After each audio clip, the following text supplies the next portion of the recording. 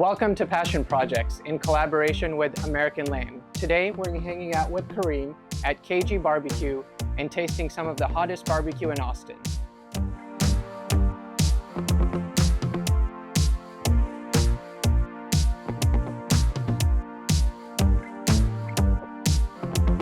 Well, Kareem, welcome to Passion Projects. Super excited to have you. I think this is like a flip episode. Normally we have someone who maybe has a following and they have like a side hustle, which is their passion. Yeah. In your case, you followed your passion and that's the reason that a lot of people know you. Yes. So I think a lot of people would say you have like the American dream story, right? You were a banker in Egypt, you came to Austin, had barbecue and fell in love. And here we are a few years later, you've got KG BBQ. So kind of tell me about how all that happened. Tell me about that first trip to Austin and what that experience was like and what got the ball rolling. Yeah, I mean, it was literally a life-changing experience. You know, I had a finance career in Cairo. I graduated business university. I went to school in Cairo University, studied business, majored in finance. And like most of us, I graduated and I had no idea what I want to do with my life. So, and I also didn't even know what I wanted to do when I graduated high school. Yeah. And my father advised me to go study business because he thought I'm a good problem solver and I could make a good entrepreneur. And then business, you use business in any field that you're in. Yeah. So I studied business and I graduated and then I started applying in jobs in Cairo. And then I got accepted in banking. Okay. So I did banking for 5 years. But I've always loved cooking. I'm very passionate about food and cooking. So is all of my family. We always get together and we cook together all the time, every single weekend. And barbecue is so close to my heart, you know, and we cook barbecue so differently in Cairo. Yeah. So the first time I visited the US was Memorial Day weekend 2012. Okay. I came here to see my uncle in Cincinnati, okay, Ohio. And then I flew to Austin. I was in the US for 2 weeks. Okay. And I flew to Austin for a weekend. Okay. To see my Egyptian friend. Nice. And he took me straight from the airport to Rudy's. Barbecue. You know, as Texans, all of us know Rudy's is like the gas station version of barbecue, right? But I was like blown away by the experience. I've never had anything like this, never seen anything like this. Yeah. I love barbecue, but seeing how it's done in Texas was just mind-blowing. The cuts, that was the most impressive part. The cuts that are used are the scrap cuts, like the cuts that usually we grind. Yeah. Because there's no use for it, because it's so fatty and it's so tough. So like brisket, plate ribs, the dino ribs, all of these in Egypt, butchers grind them. Yeah. Because it's so fatty and it's so tough. Interesting. So it's not part of barbecue culture there? Absolutely not. Okay. Yeah, because barbecue culture in the Middle East, it's all about hot and fast. Okay. You can't be braising and cooking and slow roasting meats like this in Egypt. Like that's more of an oven style, or wood fire ovens, or braises. You know, like anything is like cut in cubes and you put it in a tomato-based sauce and then you braise it. But these cuts, like I was fascinated, like with a cut like brisket, you just take the whole thing whole, and you just put salt, pepper, and you smoke it for 12 hours. Yeah. And then you get the most succulent barbecue meat ever created by mankind. Yeah. You know, it's amazing. It's like, genius, right? It's simple, but it's like the best thing you've ever tasted. Absolutely. It is. It is really genius, and it's magical. It's a magical craft. I always thought that. So this was, you said, Labor Day, what year? 2012. 2012, so okay. 12 years ago. So we were in the same city. I was at University of Texas 9 to 13. So okay. We may have crossed paths at some point. Yeah, that's awesome. Funny, yeah. What were your perceptions of Texas and Austin before you had ever come here? What did you think of this state? I mean, Texas, yes, like I know Western culture. Yeah. I know cowboys. I know Western movies. That's all, that's it. Yeah. You know, I think it's a cool thing, the cowboy culture and Western movies. Yeah. And, but that's all what I knew about Texas. Yeah, I didn't know about barbecue. I didn't know much about, I knew about a little bit about country music. Yeah. Like the main hits, you know, like the main people. Exactly. Country music, but that's about it. Yeah. Nice. So a fairly clean slate, and you came here, and Rudy's converted you to being a Texan. So from that trip to when you actually moved to Texas, how long was that, and what did that process look like? And I imagine it was kind of scary, right? You're in Egypt, you have a job, and you're making a leap to go into this country you've never lived in long term. It's a passion, heart-driven move. It's something that the bravest, boldest thing I have ever done in my life. Yeah. It's the decision that I'm most proud of and the decision that brought me the most happiness in my life. But it was also the hardest one. Yeah. The hardest one by far. So it just kept nagging on me, you know, because I've tried this barbecue and I went back to Egypt, and the first thought that I had is that I want to recreate this for my people. Okay. I want to cook this and let my people experience what I just experienced. Yeah. So I went into a deep dive of barbecue, from YouTube videos to books, online and articles, and you know, I went on rabbit holes on the internet every single day. Yeah. After work, and read and studied everything before I even started experimenting. And at that time, Franklin had released his first book. Okay. And that book is amazing. Like, that book for the barbecue amateur, it's a great introductory book. Now there's dozens of books about barbecue. So I did my research. I went out, and the only equipment I could find was a Weber kettle. Okay. So like your classic American backyard grill. Yeah. You can smoke on it. Yeah. There's methods to do it. It's not the most convenient one. So I started cooking. You know, I started cooking and experimenting with different charcoals, different woods, different fruit woods, different hardwoods. And then I started cooking fish, chicken, steaks. I started cooking briskets. Was the hardest one to find. Okay. Because, as I mentioned earlier, butchers grind it. Like, this whole section of the cow is just taken for grind. Yeah. Because we use a lot of ground beef in Egypt, and they pick the toughest, fattiest parts to grind, and that's it. Like, nobody ever goes and asks, I want a whole brisket. Yeah. Like, butchers don't even cut it that way. Yeah. They just cut this whole section and grind it. So I was lucky. There was a fancy grocery store that had just opened, and I went to the grand opening of one of their branches, and I was lucky enough that the head butcher was there. So I talked to him, and well, first of all, I walked up to the meat counter and I started asking for a brisket. And the guy was like, I have no idea what you're talking about, so let me go ask the butcher. So the head butcher of this grocery store chain came up to me, and he was like, I do actually have a brisket, but before I give it to you, I'm curious what you're gonna do with it. Like, what are you gonna use it for? Yeah, he was like, no one's ever asked me for this before. Yeah. So I told him, hey, there's this thing called Texas barbecue, and they, believe it or not, they grill the brisket. I mean, not technically, but like, technically for us, cooking over charcoal or wood, that's grilling. Yeah. So I told him they really grilled the brisket, and he was like, are you crazy? That's not gonna work out. Yeah. And I was like, I'm gonna try, you know. And he was like, okay, let me know how it goes. And then this guy, we struck a great friendship. Like, this guy, I'm really good friends with this guy now. Yeah. So, you know, I started cooking, and the first brisket I ever cooked, like, went straight from the grill to the trash. Yeah. It was just not good. No, yeah. No. So you weren't like 10 out of 10 perfect the first try. Absolutely not. You know, there's no way. That's what I always tell people in my class. Like, the only way to make good barbecue is by making bad barbecue. Yeah. And I think that's an Aaron Franklin quote. I'm quoting him on that. It's so very true. Yeah. You cannot make good briskets without making, you know, a lot of bad briskets first. Yeah. It's something that requires practice. It requires a lot of skill. It requires a lot of knowledge. It requires patience, lots of it. Yeah. Because you're not doing a lot of work, you know, like you're just trimming, seasoning, and then the thing is on the smoker for 12 hours. And then you're not just waiting. You're just waiting. Yeah. So it requires a lot of patience and a lot of knowledge and know-how. So, you know, things getting better, and then I started inviting friends, and I started this whole barbecue supper club in my house, where I would ask people for a donation. Bring your own drinks, donate money, I'll cook barbecue, and you just come hang out and drink and eat barbecue.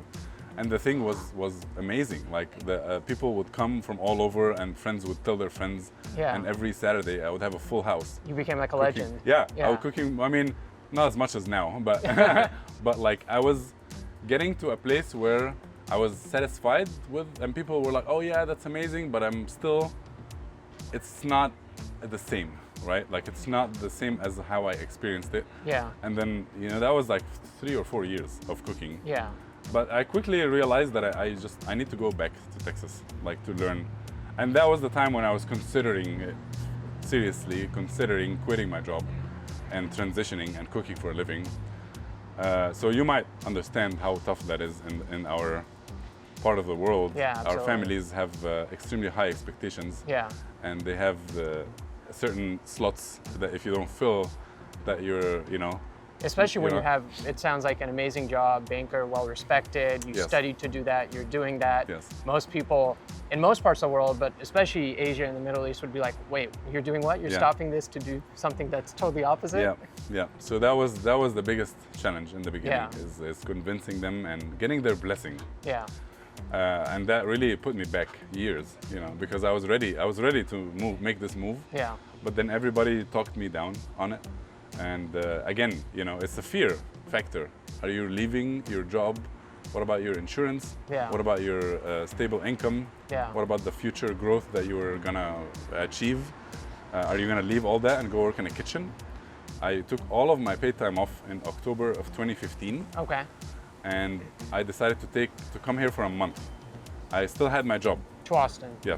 Okay. I came here the entire month of October 2015 because that's my birthday month also. So I was like, I'm gonna take a birthday vacation. Yeah. I'm gonna go to Austin. I'm gonna see if somebody is willing to teach me. And if I do find that person, then I'm clear. I'm gonna go back and quit. And now I have something to do. Yeah. Like I'm not just quitting.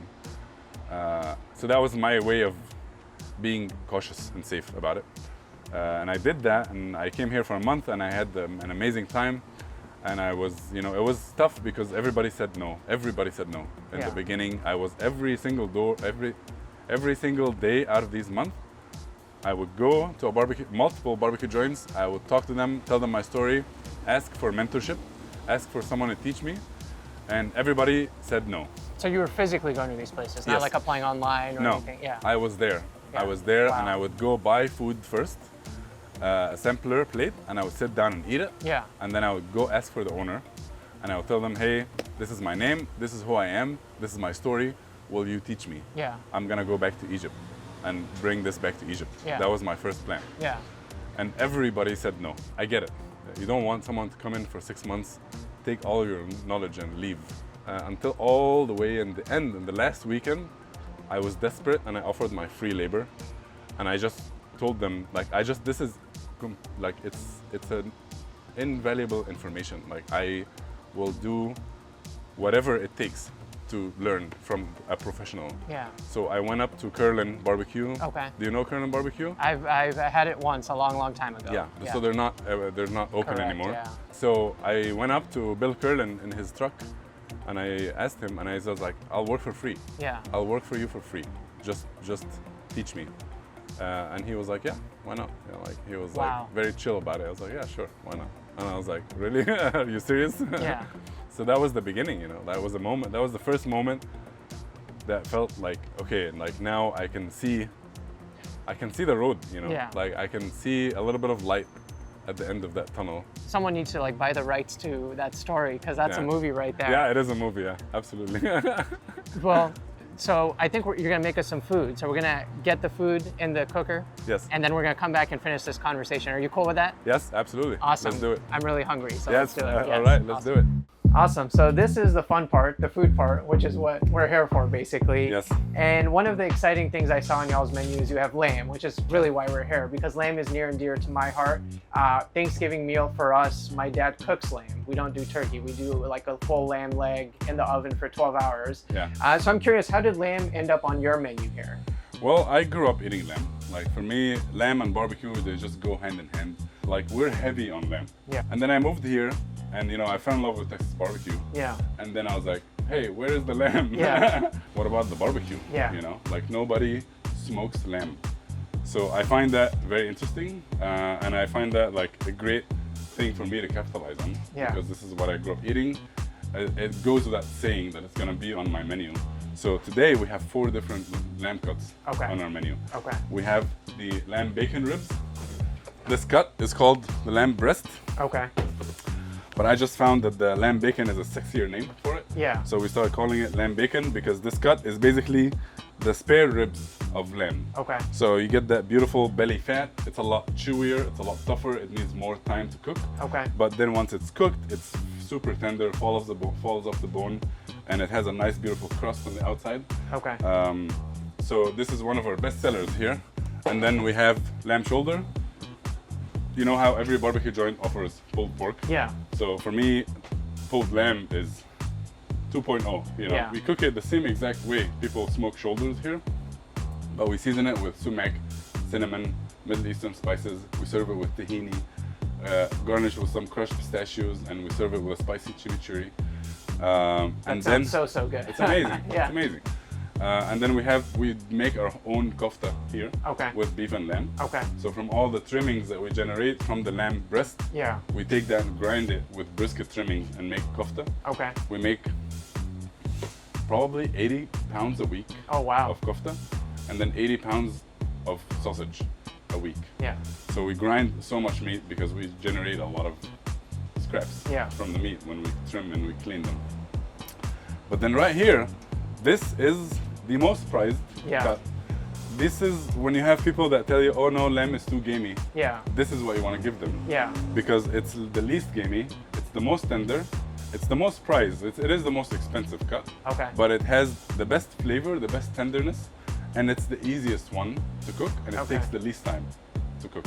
So whenever people are like, oh yeah, lamb is too gamey, or like, oh yeah, I've never had lamb, I'm like, I'm gonna change your mind. This is an obsession of mine, to change people's minds on lamb. Yeah. You know? One person at a time. Yeah, exactly. Change the world one person at a time. Yeah. We work with 100% American lamb. Okay. Our sole lamb supplier is Superior Farms. Okay. This is probably one of the biggest lamb manufacturers and farms across the US.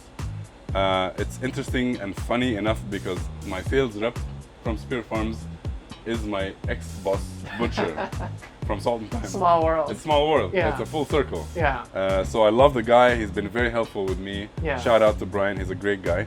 But I always prefer to work with American lamb. Yeah. But I always prefer local products in general. You will find most of the lamb you'll find in the stores is actually Australian, which is sad. You know, Australia is, of course, people eat more lamb in Australia, and there's a lot of lamb there, and they export to the US. We have so much lamb in the US, and people don't eat enough lamb, and we still import from Australia. So I would much rather support our local lamb farms and manufacturers, and I have been sticking with Superior Farms really since we opened. I really slowly moved all of my business towards them. American lamb, in my opinion, is better, and it's, again, much better to support the local farms here in the US. Now, if someone's never handled American lamb in the kitchen, is it just as easy to work with as, say, other meats that they may have handled in the past, or? Absolutely. Yeah. The difference between American and Australian, sometimes Australian is a little smaller. Sometimes Australian can lack flavor. The American lamb, in my opinion, is better, and it's, again, much better to support the local farms here in the US. When you think about preparation of lamb, it's the same as beef, really. I mean, it's a smaller breed. It's gonna take a little bit less time to cook. But when you think of the shanks, or if you cut small cubes that you're gonna make, you know, a stew from, it doesn't make any difference if it's lamb or beef, if you're using the right cut. So you wanna use like shoulder for if you're making a braise or a stew. You don't wanna use leg for that, it's gonna dry out. If you have this is treated just like a ribeye. You treat this just like a ribeye. You want to cook it to medium rare. You want to season. We're going to season this with a dry rub and smoke it. This is how I'm going to do it here. Okay.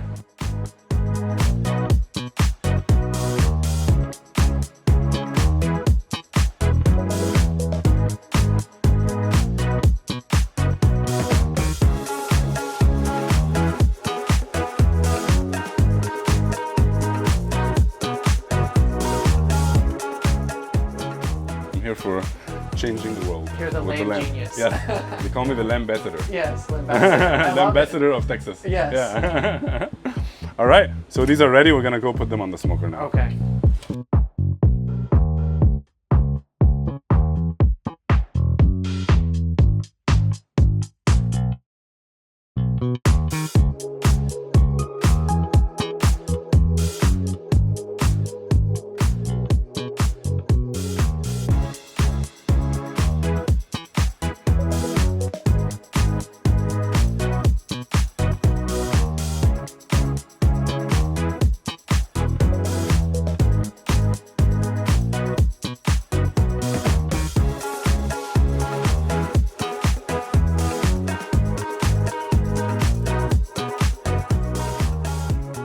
So you get to Austin, you work for free basically. Yes.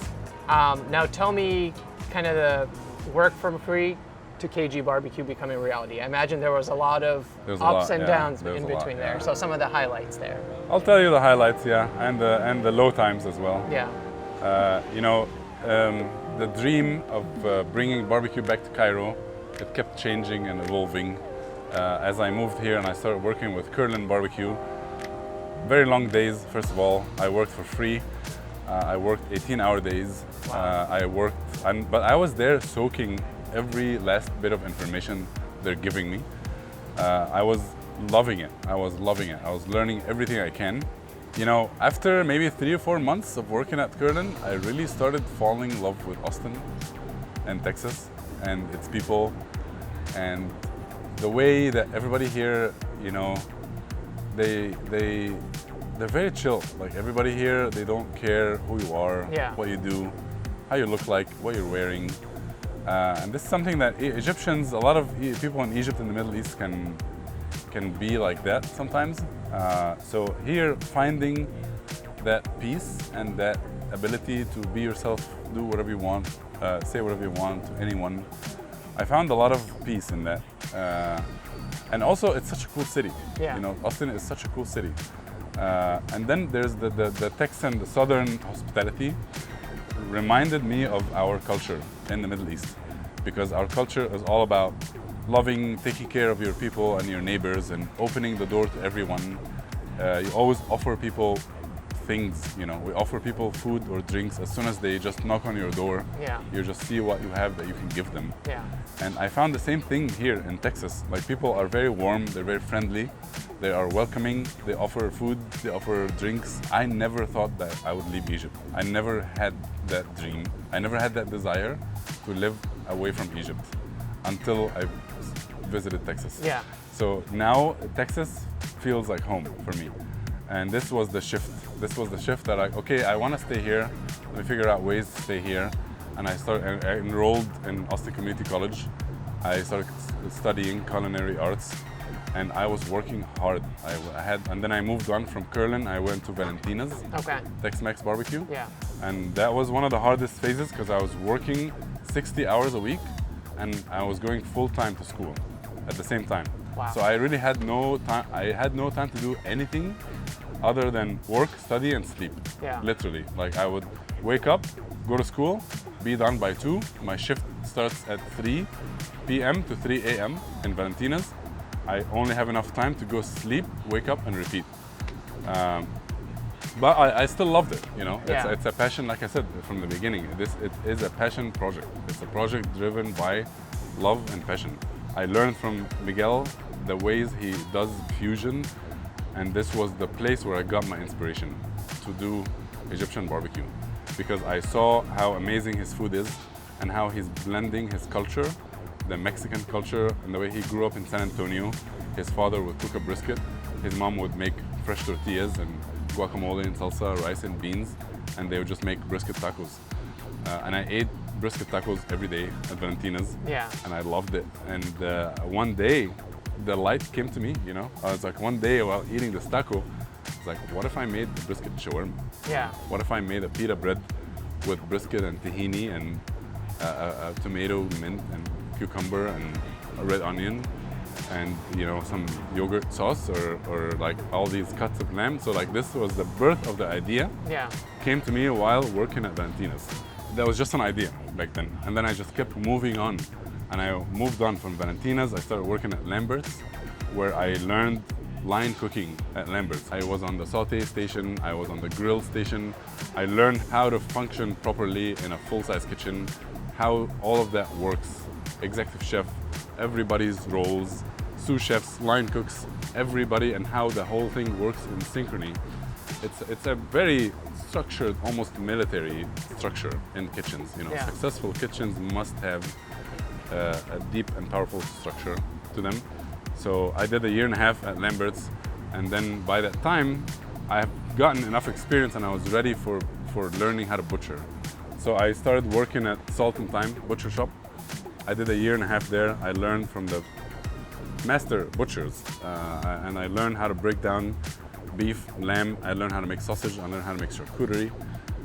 Extremely valuable information when you're working in this industry. You know, at this time, I started doing my own pop-ups. Okay. And I started doing my own events. And I was started as just classic barbecue. Let me just go to a bar and, you know, roll up with my smoker and cook some briskets and some mac and cheese and beans and just classic. And then I started slowly introducing Egyptian flavors, from Mediterranean rice to the Egyptian baladi salad. What if we take out the barbecue sauce and put tahini? So let me do like pistachio rice pudding instead of banana pudding. So I had this dream of transforming the Texas barbecue dining experience into Middle Eastern. I want it to be familiar, but then you go into bite and it's just way off. The flavors are very different and surprising. And the way our tray looks, I love making the trays look beautiful. So we use lots of nuts to garnish and lots of pomegranate seeds and fresh herbs and sumac onions. And our pickled onions are made with sumac, which is a dried berry native to the Middle East. First of all, it gives you the deep purple, vivid color on the tray. And then you go and bite it. It's very citrusy. It's an amazing tone of flavor. But it's pickled onions, right? The people are used to eating pickled onions with barbecue, but you're going to try ours and it's like a surprise of flavors. I did a lot of pop-ups from 2017 all the way up to 2022 when we opened the truck. I've gotten even featured in the Chronicle for my pop-ups. I started doing private dinners at people's homes and I started teaching classes. I would go to people's homes and teach them how to cook a steak or how to smoke a brisket. And then finally, after years of hard work, I was able to gather investment and open the doors to my own food truck in October of 2022. And you know, I gotten the biggest truck I could find out there. Now it's very small. I've gotten you know, the 1,000 gallon smoker, a 24-foot trailer, and we were probably using like 30% capacity when we first started. Now we're max. We are at max capacity. We have to expand outside of the truck to be able to serve. So we started by making everything in the truck. We used to trim meats. We used to make sausage here. We used to do everything here. So now nothing is done in the truck. We only brew the tea here. And everything is done in our commissary kitchen. I see. We receive our deliveries. We have full-time prep cooks. We have full-time butcher over there. So they do all the prepping, the trimming, seasoning, and then everything is moved here as a finished product only. So the truck now only has room for finished product for one service. So we have to load it up in the morning, and then by lunchtime, we're out. We have to get another run from the kitchen to replenish everything. So we're doing our best to make this work right now with the kind of volume that we're in. We started with 4 people. Now we have 17 people. Wow. And that's in less than 2 years. And you know, from all the features and the magazines and the YouTube shows and Bon Appetit and James Beard. I got a James Beard nomination in 3 months from opening. That's so impressive. It's crazy. It's crazy. Unheard of. Unheard of, And James Beard was not on my radar at all. But now, I really want it. And gotten features from Texas Monthly twice. We've gotten invited. This is going to be the 3rd year we participate in the Texas Monthly Barbecue Festival without being on the list. And the first time we got invited, I didn't even have a food truck. And we're invited for the 3rd time in Hot Luck Festival in Austin. These are like the 2 biggest barbecue festivals in the iconic city. events, historical events. So we've been in them for 3 years in a row now. And you know, now Netflix and TED Talk, and it's really nothing short of a dream come true. I'm honestly speechless kind of hearing all of that. I think, you know, the first lesson for me is that most people would, you know, if they Google you, they see, oh, he opened in 2022, overnight success. But you just talked about all of that intense and immense work. And I think that's what it takes to get something like this. Would you say, in your own mind, you've made it? No. Because, you know, the ceiling keeps going higher, you know? Like my ceiling was a food truck. Now my ceiling is an empire of Egyptian restaurants. You know, I wanna it's not just about barbecue now. It's really about Egyptian food now. Yeah. I wanna put Egyptian food on the map. I want people to know about Egypt and its culture and its food. And barbecue is just the start. So for me, really the next step for KG BBQ is to take this into a brick and mortar in Austin, and then hopefully operate in the big cities. We plan to open in Houston in a few years. Okay. And then if we have the time and the chance, I would love to operate in the big cities of the US. Yeah. Maybe a smaller menu or something, but we were invited this year. The same festival, EatsCon Festival by Infatuation, invited us to Miami and LA. Wow. And we went to both. And they invited us to New York, but it's clashing dates with Formula One here. Yeah. So we're doing Formula One for the second year. Yeah. This is the craziest volume we've ever experienced. Yeah. So we're doing it again. So our reception in Miami and LA was phenomenal. Like we went to Miami, and Miami is known for food, right? Yeah. Like, and there was restaurants from LA and New York. Yeah. And the founders of the festival called us 2 weeks after the festival, and they told us, you guys had the highest sales in the entire festival. And we want you back in LA. We want you in New York. And then we went to LA. People were going crazy for it. Like we only serve the rice bowls and the lamb chops in festivals, in big festivals. That's my dream is because now we know how well received it is in other big cities of the US. And it's a versatile cuisine. It's something that's very unique, it's very new. It's a refreshing twist on a classic craft here in the US.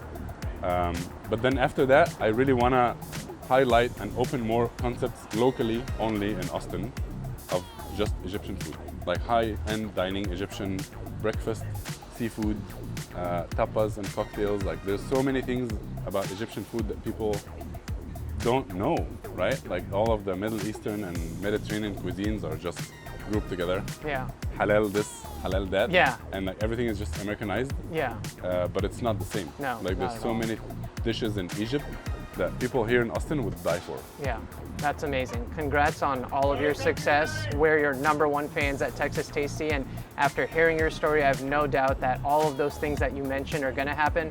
Make Houston happen #1, because I selfishly live in Houston and I want a KG BBQ there. And I think we're going to eat some lamb now. Yes, let's do it. Awesome. Awesome.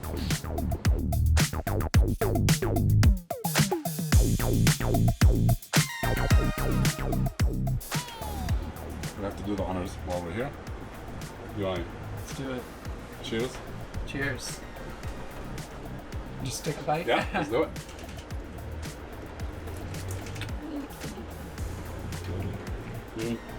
That is amazing. That rub, the spice from that, how soft the meat is, and those juices, those, I guess, fats, whatever it is, it tastes amazing. And you got the little fat here? Yeah. I like to take a bite of the meat and a little bit of the fat with it.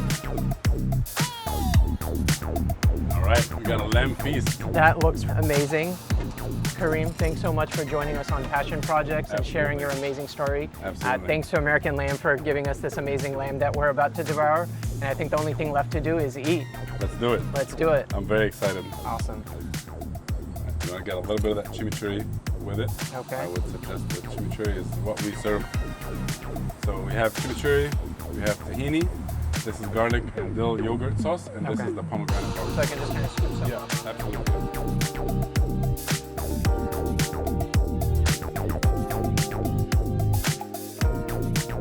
Thanks to American Lamb for partnering with us on this episode. Visit www.theamericanlamboard.com to find out where you can buy American Lamb, nutrition information, sustainability information, and everything else you need to know.